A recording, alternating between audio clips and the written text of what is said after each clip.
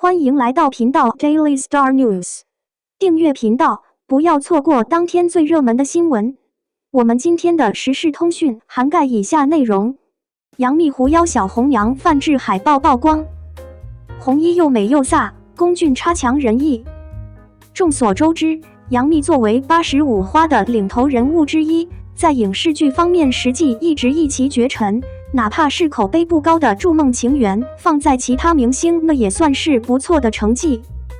其实很早的时候就有85花们齐聚横店出演古偶作品的消息传出，但在剧方尚未官宣之前，大家都抱着吃瓜不信瓜的心态。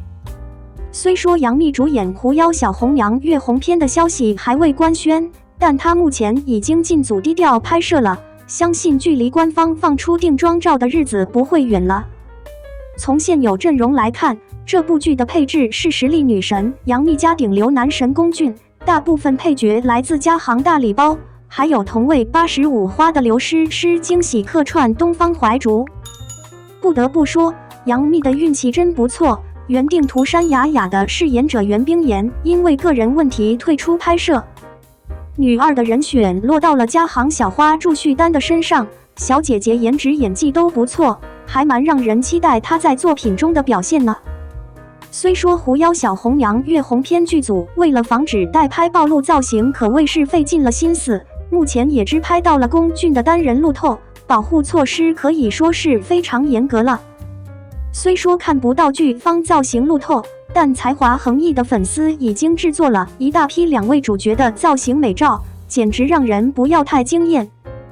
狐妖小红娘月红篇的女主涂山红红是法力强大的妖萌萌主，人设又美又飒，和道士东方月初是一对养成系 CP。高冷耀线姐姐和穷追不舍年下弟弟的人设简直太好嗑了。粉丝制作的海报也很符合动漫中女主的形象，红色古装妖冶又不失魅惑，毛茸茸的耳朵给人一种反差萌。杨幂本就生了一双灵动传神的狐狸眼，回眸间眼神潋滟，美艳不可方物。身上的铃铛装饰让人想到了涂山红红每次出现时伴随着的层层铃音。不得不说，粉丝制作的海报永远要素齐全，希望剧方设计演员妆发和造型时可以参考一下粉丝的设计。龚俊在《狐妖小红娘》月红篇中饰演男主东方月初一角，东方月初的命运可以说是颠沛流离，幼时颠沛流离阴差阳错得到了涂山庇佑，因此对涂山红红一见钟情。不仅用自己的鲜血为红红打造了绝缘之爪，还为了完成涂山红红的夙愿，长大后出走涂山。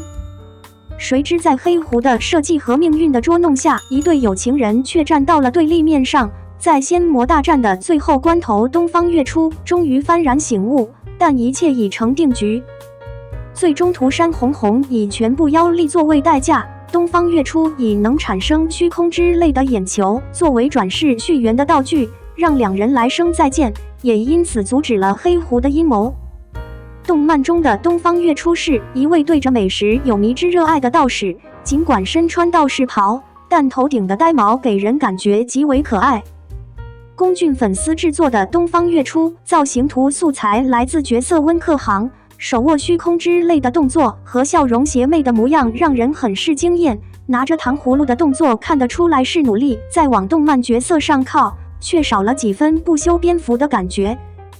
龚俊的颜值是毋庸置疑的，但他身上少了东方月初特有的气质。如果造型给力，也算得上差强人意。不过从整体阵容看来，这部作品值得期待。